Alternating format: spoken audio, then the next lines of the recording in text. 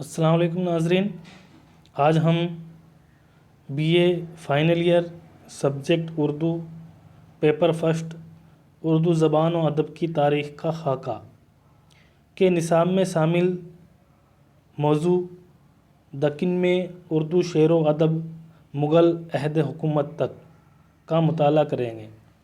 ناظرین، اس سے پہلے کے ویڈیو میں ہم نے اردو زبان کے آغاز و ارتقاء اور اردو زبان کی پیدائش کے مختلف نظریات کا گہرائی سے مطالعہ کیا اور جانا کہ اردو زبان کی پیدائش کس طرح ہوئی اور ناقدین نے، مصنفین نے اور ادیبوں نے اردو زبان کی پیدائش کے بارے میں اپنے کیا کیا نظریات پیش کیے۔ تو ایک بات ہمارے سامنے آئی کہ اردو زبان کی پیدائش اگر شمالی ہندوستان میں ہوئی تو اس کا ادب دکنی ہندوستان تک کیسے پہنچا۔ تو آج ہم اپنے اس موضوع میں اسی بات کا مطالعہ کریں گے کہ دکن میں اردو شعر و ادب شروع سے لے کر مغل عہد حکومت تک کس طرح پروان چڑھا۔ اردو کی کہانی کا یہ پہلو بھی بڑا دلچسپ ہے کہ یہ پیدا تو ہوئی دہلی اور اس کے نواح میں، لیکن پڑھی پلی بڑھی یہاں سے دور دکن میں۔ 1193 عیسوی سے شمالی ہند میں اردو کا باقاعدہ طور پر آغاز ہوتا ہے، جبکہ مسلمانوں نے پنجاب سے آ کر دہلی کو اپنا مستقر بنایا۔ اپنے ارتقاء کی پوری ایک صدی مکمل کر لینے کے بعد یہ زبان علاء الدین خلجی کے ساتھ دکن پہنچتی ہے۔ دہلی کے سلطان علاء الدین خلجی کا فوجی سپہ سالار ملک کافور 1294 عیسوی میں دیوگری پر حملہ کرتا ہے اور علاء الدین خلجی جب دکن کو فتح کر لیتا ہے تو وہاں کی انتظامی سہولتیں اور ضروریات کے پیش نظر پورے مفتوحہ علاقے کو 100 گاؤں کے حلقوں میں تقسیم کر دیتا ہے اور پورے حلقے میں ایک ترک سردار تعینات کرتا ہے۔ یہ ترک سردار امیران صدا کہلائے۔ علاء الدین خلجی کے بعد محمد بن تغلق نے 1327 میں دیوگری کو دولت آباد کے نام سے اپنا دارالسلطنت بنایا۔ اس نے دلی کے تقریباً کل آبادی کو حکم دیا کہ دولت آباد منتقل کیا جائے۔ سپاہیوں اور شاہی ملازموں کے ساتھ ساتھ اہل حرفہ، علماء، فقراء، صوفیاء بھی بڑی تعداد میں دکن پہنچے۔ ان کے ساتھ یہ نئی زبان و تہذیب بھی دکن پہنچی اور وہاں اس کے دیر اثرات مرتب ہوئے۔ صوفیہ کے اثرات ان میں سے سب سے نمایاں ہے۔ بول چال کی جس زبان کو یہ حضرات اپنے ساتھ دکن میں لے گئے تھے، اسی سے انہوں نے تبلیغ کا کام لیا اور وائز و پندوں میں اسی زبان کو استعمال کیا اور اس طرح اس زبان کو مقبولیت حاصل ہونی شروع ہوئی۔ دکن میں اس زبان کو ہندی، ہندوی، دکنی، قدیم، اردو وغیرہ کے مختلف ناموں سے موسوم کیا گیا۔ یعنی اس اقتباس میں ہم نے دیکھا کہ کس طرح اردو زبان شمالی ہندوستان میں پیدا ہوئی اور وہ دہلی پہنچی۔ علاء الدین خلجی اور اس کے بعد محمد بن تغلق کے دولت آباد یعنی دکنی ہندوستان چلے جانے اور ان کے ساتھ علماء، فقراء، صوفیہ اور بڑی تعداد میں لوگوں کے منتقل ہو جانے سے دکنی ہندوستان میں اردو پروان چڑھی۔ ہو سکتا ہے دکنی ہندوستان میں ہندی کو ہندوی، ہندی دکنی یا دکنی اردو کہا گیا ہو۔ اب ہم دیکھتے ہیں کہ دکن میں اردو کے پھلنے پھولنے اور پروان چڑھنے کی کیا اسباب تھے، کیا ایسے سبب تھے جس کی وجہ سے دکن میں اردو زبان پھلی پھولی۔ سب سے پہلے ہم دیکھتے ہیں کہ دکن کے فرما رواؤں نے فارسی کو، جو شمالی ہند کی سیاسی اور تہذیبی زندگی کا ایک اہم جز تھی، زیادہ منہ نہیں لگایا، یعنی اس کو کوئی خاص توجہ نہیں دی۔ اہل دکن کی فارسی سے بے اعتنائی اردو کے لیے قابل نیک ثابت ہوئی، فعال نیک ثابت ہوئی۔ دوسرا ہم دیکھتے ہیں کہ اس کے علاوہ دکنی بادشاہوں کے ملکی جذبے، علاقائی تفاخر اور مقامی روایات کے پاس نے بھی اردو کے فروغ میں کافی اہم رول ادا کیا اور انہی رجحانات کو تقویت پہنچانے کے لیے دکن کے بادشاہوں نے دل کھول کر اردو کی سرپرستی کی۔ یعنی وہاں کے علاقائی لوگوں نے، مقامی لوگوں نے، بادشاہوں نے بھی اردو کو فروغ دینے میں اپنا اہم رول ادا کیا۔ تیسرا ہے، دکن میں اردو کے فروغ کی ایک بڑی وجہ یہ تھی کہ شمالی ہند سے ترک وطن کر کے دکن پہنچنے والے تمام خلقت نے اردو کو یہیں اپنی مادری زبان مانا اور اس میں مقامی رنگ و آہنگ پیدا کیا۔ اس کے علاوہ صوفیہ اکرام کے درس اخلاق و تبلیغ دین کی وجہ سے بھی دکن میں اردو کے فروغ کو کافی مدد ملی، یعنی جو صوفیہ اکرام خلقت جو لوگ دکنی ہندوستان پہنچے تھے انہوں نے اپنی اسی اردو زبان میں تبلیغ اور وعظ نصیحت کا کام کیا، اسی لیے جو ہے دکنی ہندوستان میں اردو زبان پھلی پھولی۔ اب ہم دیکھتے ہیں اگلا ٹاپک ہے ہمارا کہ اردو شعر و ادب بہمنی عہد میں۔ ہم نے دیکھا کہ شمالی ہندوستان سے اردو دکنی ہندوستان پہنچی، دکنی ہندوستان میں وہاں پھلی پھولی، لوگوں نے اسے اپنایا، اپنے جو ہے تبلیغ کا ذریعہ بنایا، اپنی بات چیت گفتگو کا ذریعہ بنایا۔ اس کے بعد اردو زبان دکنی ہندوستان میں بہمنی عہد میں، عادل شاہی عہد میں، بیجاپور میں، گولکنڈہ میں اور قطب شاہی عہد میں کس طرح پھلی پھولی، اس کا مطالعہ ہم کریں گے۔ تو سب سے پہلے ہم دیکھتے ہیں اردو شعر و ادب بہمنی عہد میں۔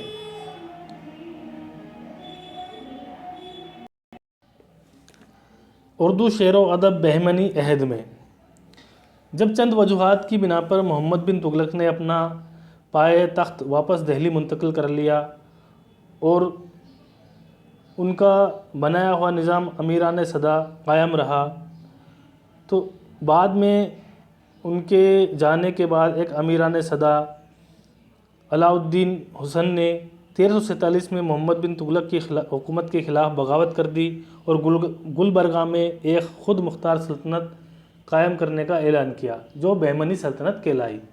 یہ سلطنت 1347 عیسوی سے 1527 عیسوی تک یعنی پورے پونے 200 سال تک قائم رہی۔ بہمنی حکومت کا قیام جنوبی ہند کے لیے ایک نئی شاہی خاندان کی حکومت کا آغاز ہی نہیں تھا، بلکہ ایک اعلیٰ تہذیب تمدن اور اعلیٰ نظریہ حیات کی روشنی سے مستفید ہونے کا عظیم موقع ثابت ہوا۔ تصنیف کا سلسلہ بہمنی عہد سے شروع ہوتا ہے۔ اس کے متعلق ڈاکٹر جمیل جالبی جو اردو کے ایک بڑے محققین ہیں فرماتے ہیں، اس تمام عرصے میں اردو زبان کا خمیر پورے طور پر تیار ہو چکا تھا اور اس میں اتنی توانائی پیدا ہو گئی تھی کہ اس سے ادبی سطح پر بھی استعمال کیا جا سکے۔ یعنی بہمنی عہد میں سلطان امیر الصدا علاء الدین حسن نے جب محمد بن تغلق کی حکومت کے خلاف بغاوت کر دی اور 1327 عیسوی میں گلبرگہ میں اپنی خود مختار سلطنت قائم کی جو بہمنی سلطنت کہلائی، اسی بہمنی سلطنت کے دوران اردو کے فروغ کا کام دکنی ہندوستان میں پروان چڑھنے لگا۔ تو سب سے پہلا نام جو ہمارے سامنے آتا ہے وہ نام ہے خواجہ سید محمد حسینی بندہ نواز گیسو دراز، جو کہ دکنی ہندوستان کے بڑے صوفی ولی اللہ میں شمار کیے جاتے ہیں۔ انہوں نے اردو نثر و نظم دونوں میں اپنی یادگار تصانیف چھوڑی ہے۔ ان کی اہم تصانیف میں معراج العاشقین، رسالہ سر کلمہ طیبہ، خلاصۂ توحید، شکار نامہ، دار الاسرار، رسالہ بارہ ماسہ، ہدایت نامہ، تلاوت الوجود، تمثیل نامہ اور ہفت اسرار، یہ خواجہ بندہ نواز گیسو دراز کی اہم تصانیف ہے جن میں دکنی اردو یا اردو کے ابتدائی نقوش ہمیں دیکھنے کو ملتے ہیں۔ اس کے بعد اگلا نام جو آتا ہے وہ ہے فخر الدین نظامی۔ یہ سلطان احمد شاہ بہمنی کے دور کے ایک بڑے اہم شاعر مانے جاتے ہیں۔ انہوں نے ایک بہترین مثنوی اردو زبان میں لکھی تھی، قدم راؤ پدم راؤ، جسے اردو کی پہلی مثنوی ہونے کا شرف بھی حاصل ہے۔ اس مثنوی میں انہوں نے ایک دور سلطنت کے بادشاہ کی کہانی کو پیش کیا تھا۔ اس کے بعد سید شاہ اشرف بیابانی کا نام آتا ہے جنہوں نے اردو کو فروغ دینے میں اپنا اہم رول ادا کیا۔ ان کی 3 کتاب سامنے آتی ہے، لازم المبتدی، واحد باری اور نو سرہار۔ اس کے بعد شاہ میراجی شمس الاسحاق نے بھی اردو کے فروغ میں اپنا اعلیٰ کردار ادا کیا اور اردو میں 3 بہترین تصانیف ان نے لکھی ہے: خوش نامہ، خوش نغز، شہادت الحقیقت۔ یہ شاہ میراجی شمس الاسحاق کی بہترین اردو تصانیف میں شامل ہے۔ اس طرح ہم نے دیکھا کہ اردو بہمنی عہد میں کس طرح پروان چڑھی اور اس کو پروان چڑھانے میں کن صوفی ولی اللہ نے اپنا خاص کردار ادا کیا اور کئی طرح کی تصانیف انہوں نے لکھی۔ اب ہم دیکھتے ہیں اردو شعر و ادب بیجاپور میں۔ بیجاپور میں عادل شاہی سلطنت کا قیام 1490 عیسوی میں ہوا۔ اس کی بنیاد یوسف عادل شاہ نے ڈالی، جس کی وجہ سے یہ عادل شاہی سلطنت کہلائی۔ اس سلطنت میں کل 9 بادشاہ گزرے ہیں۔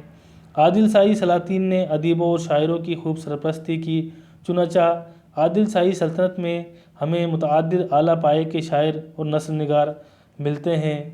تو ان نثر نگاروں اور شاعروں میں سب سے پہلا نام آتا ہے خود ابراہیم عادل شاہ ثانی، جو کہ ابراہیم عادل شاہ کے بھتیجے تھے اور اردو کے بڑے قادر الکلام شاعر مانے جاتے ہیں۔ انہوں نے اپنی مثنویاں، غزلیں اور گیت لکھ کر اردو کو پروان چڑھایا۔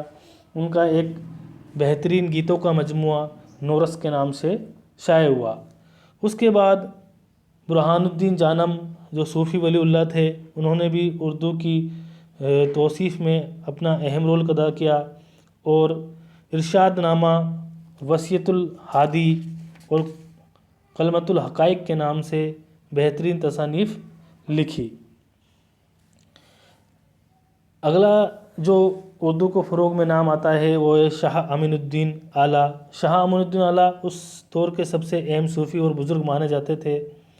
انہوں نے محب نامہ نام سے اور رموز سالکین کے نام سے 2 کتابیں تصنیف کی اور اردو کو بڑھانے میں، اردو کو فروغ دینے میں اپنا قابل قدر رول ادا کیا۔ اگلا نام ہے ابدل کا، جو اسی عہد میں ابراہیم عادل شاہ ثانی کا ایک درباری شاعر تھا۔ انہوں نے ابراہیم نامہ کے نام سے ایک طویل نظم لکھی تھی۔ رستمی بھی اس دور کے اہم شاعر ہیں۔ انہوں نے خاور نامہ کے نام سے ایک طویل نظم لکھی جو کئی ہزار اشعار پر مشتمل ایک ضخیم مجموعہ ہے۔ شیخ نصرت نصرتی بھی اس دور کے بڑے شاعر ہیں اور ملک الشعراء تھے۔ اردو کو آگے بڑھانے میں، پروان چڑھانے میں اپنا اعلیٰ کردار ادا کیا۔ انہوں نے ایک مثنوی لکھی تھی گلشن عشق، جو بہت ہی مشہور عشقیہ مثنوی تھی۔ اس کے علاوہ ایک رزمیہ مثنوی علی نامہ کے نام سے لکھی تھی، جس میں شہدائے کربلا کے حالات کو بیان کیا گیا تھا۔ اگلا نام آتا ہے سید میرا ہاشمی کا۔ انہوں نے بھی مشہور نظم یوسف زلیخا کی تخلیق کر اردو کو فروغ میں اپنا اہم رول ادا کیا۔ اس دور کے ایک اور بڑے اہم شاعر ملک خوشنود تھے، جنہوں نے اپنی بہترین مثنوی ہست بہست کے نام سے لکھی، جو امیر خسرو کی فارسی مثنوی پر مبنی ہے۔ اس طرح ہم کہہ سکتے ہیں کہ اردو شعر و ادب بیجاپور میں عادل شاہی عہد حکومت میں پروان چڑھا اور اردو کو فروغ دینے میں وہاں کے سلاطین نے، بادشاہوں نے، امیروں نے، فقیروں نے، امراء نے، شعراء نے مختلف مضامین پر مختلف تصانیف اور شاعری لکھ کر اردو کو پروان چڑھایا۔ اب ہم دیکھتے ہیں گولکنڈہ میں اردو شعر و ادب، یعنی گولکنڈہ میں جو قطب شاہی سلطنت قائم تھی، وہاں اردو شعر و ادب کس طرح پروان چڑھا۔ بیجاپور کی طرح گولکنڈہ میں بھی اردو ادب کی بہت ترقی ہوئی۔ قطب شاہی سلطنت عادل شاہی سلطنت کے قیام کے 22 سال بعد 1512 عیسوی میں گولکنڈہ میں قائم ہوئی تھی اردو زبان و ادب کی ترویج و اشاعت و ترقی میں اس سلطنت نے نمایاں حصہ لیا اور اس کے لیے اہل قلم کا بڑا مجمع اکٹھا بھی کیا۔ جن بادشاہ و سلاطین نے اردو کو فروغ دینے میں اپنا اہم رول ادا کیا ان میں سب سے پہلا نام آتا ہے محمد قلی قطب شاہ، جسے اردو کا پہلا صاحب دیوان شاعر بھی کہا جاتا ہے۔ گولکنڈہ کے 5ویں بادشاہ محمد قلی قطب شاہ نے اردو کو فروغ دینے میں اپنا اعلیٰ کردار ادا کیا۔ وہ ایک عظیم الشان شاعر بھی تھے۔ فارسی، اردو اور تلنگنی تینوں زبانوں میں انہوں نے شعر کہے ہیں۔ ان کی اردو کلیات 1200 صفحات پر مشتمل ہے۔ اس کے علاوہ 5000 اشعار کا ایک دیوان بھی ان کا سامنے آیا ہے۔ اسی لیے محمد قلی قطب شاہ کو اردو کا پہلا صاحب دیوان شاعر کہا گیا ہے۔ ان کے بعد آتا ہے محمد قطب شاہ، جو کہ گولکنڈہ کے 6 بادشاہ تھے۔ انہوں نے بھی اردو زبان کو فروغ میں اپنا اہم رول ادا کیا۔ اردو و فارسی دونوں زبانوں میں شاعری کر کے طبع آزمائی کی۔ گولکنڈہ میں قطب شاہی دور کا سب سے بڑا نام جو ہمارے سامنے آتا ہے وہ ہے ملا اسد اللہ خان وضحی، جو قطب شاہی دور کے سب سے بڑے شاعر اور نثر نگار مانے جاتے ہیں۔ انہوں نے تینوں بادشاہوں کا زمانہ دیکھا، یعنی قلی قطب شاہ، محمد قلی قطب شاہ اور ابراہیم قطب شاہ۔ تینوں بادشاہوں کے زمانے میں وہ رہے اور اپنی اہم تصانیف لکھ کر اردو کو پروان چڑھایا۔ ان کی سب سے اہم شعری تصنیف مثنوی قطب مشتری ہے، جس میں وہ قلی قطب شاہ اور مشتری کے عشق کی داستان بیان کی گئی ہے۔ ان کی دوسری تصنیف صبرس ہے، جسے اردو کی پہلی داستان کا ہونے کا شرف بھی حاصل ہے۔ یہ ایک تمثیلی داستان ہے جس میں حسن و عشق، عقل و دل کی ایک بہترین تمثیلات داستان پیش کی گئی ہے۔ اس دور کے ایک اور بڑے شاعر ہیں شیخ حسین بہاؤالدین گواسی۔ گواسی کو عبداللہ قطب شاہ کے عہد میں ملک الشعراء کا خطاب حاصل تھا۔ انہوں نے بھی بہترین تصانیف شاعری لکھ کر اردو کو پروان چڑھایا۔ ان کی 3 مثنویاں بہت خاص ہے: مینا ستونتی، سیف الملوک بدیع الجمال اور طوطی نامہ۔ اس کے بعد اگلا نام آتا ہے ابن نشاتی۔ ابن نشاتی اس دور کے تیسرے بڑے شاعر ہیں۔ انہوں نے پھول بن کے نام سے ایک بہترین طویل نظم لکھ کر اپنا لوہا منوایا۔ اس دور میں میراجی خدا نما نے رسالہ وجودیہ لکھا اور میراجی یعقوب نے شمائل الاتقیاء کے نام سے ایک بہترین تصنیف لکھی۔ داستان امیر حمزہ دکنی بھی اسی دور میں لکھی گئی ایک طویل داستان ہے، جو نثر میں لکھی گئی تھی اور قطب شاہی عہد کی دور میں لکھی گئی اہم داستانوں میں شمار کی جاتی ہے۔ یہ داستان فارسی کی ایک داستان کا اردو ترجمہ تھی، جو داستان امیر حمزہ دکنی کے نام سے شائع ہوئی۔ اب ہم دیکھتے ہیں اردو شعر و ادب مغل عہد میں۔ اب تک ہم نے دیکھا شروعات سے لے کر سب سے پہلے ہم نے اردو شعر و ادب بہمنی عہد میں، اس کے بعد اردو شعر و ادب بیجاپور میں یعنی عادل شاہی عہد میں، اس کے بعد اردو شعر و ادب گولکنڈہ یعنی قطب شاہی عہد میں کس طرح پروان چڑھا۔ اب اردو شعر و ادب جب مغل عہد میں آتا ہے تو اردو کو کس طرح پروان چڑھایا گیا، اسے ہم دیکھتے ہیں۔ اورنگزیب کے ہاتھوں 1686 میں عادل شاہی سلطنت اور 1687 میں قطب شاہی سلطنت کے خاتمے کے بعد خاک دکن کی کئی باکمال شعراء اٹھتے ہیں اور ان میں ولی بحری، سراج وجدی، داؤد کے نام خاص طور سے قابل ذکر ہے۔ یعنی جب اورنگزیب بادشاہ واپس دکنی ہندوستان پہنچتے ہیں اور عادل شاہی حکومت اور قطب شاہی حکومت کا خاتمہ کر دیتے ہیں، تو واپس دکن میں مغلیہ سلطنت قائم ہوتی ہے۔ اس وقت ولی دکنی، سراج اورنگ آبادی، بحری، وجدی، داؤد نام سے خاص طور سے قابل ذکر شاعر ابھرتے ہیں۔ ولی دکنی کو اردو شاعری کا نمایاں مقام حاصل ہے۔ شمالی ہندوستان میں اردو شاعری کا چرچا انہی کے قدم سے ہوا۔ ولی نے غزل، مثنوی، قصیدہ ہر صف میں طبع آزمائی کی، لیکن غزل ان کی توجہ کا خاص مرکز تھی، یعنی غزل گوئی کی ابتدا جو ہے مانی جاتی ہے تو وہ ولی دکنی سے ہی مانی جاتی ہے۔ ایک اور بڑے شاعر سراج اورنگ آبادی تھے، انہوں نے بھی کئی نظمیں اور غزلیں لکھی۔ ان کی سب سے اہم مثنوی بوستان خیال ہے۔ اس کے علاوہ غزلوں کی بھی کئی تصانیف ان کے سامنے آ چکی ہے۔ سراج کی غزلیں بڑی دلکش، حسن پر اثر ہوتی ہے۔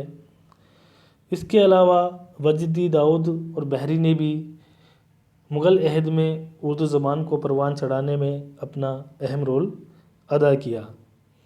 تو ناظرین، آج کے اس ویڈیو میں ہم نے اردو شعر و ادب مغل عہد تک کے بارے میں مطالعہ کیا، اور اردو شعر و ادب کو پروان چڑھانے میں بہمنی سلطنت، عادل شاہی سلطنت، قطب شاہی سلطنت اور اورنگزیب بادشاہ کے زمانے میں جو شعراء، فقراء، شرفا، امراء، سلاطین، بادشاہ نے اپنا اہم کردار ادا کیا، تصانیف لکھی، اسے ہم فراموش نہیں کر سکتے۔ وہ سب قابل قدر ہے، جس کی وجہ سے آج اردو ہمارے سامنے موجود ہے۔ تو اس طرح سے اردو شعر و ادب مغل عہد تک موضوع پر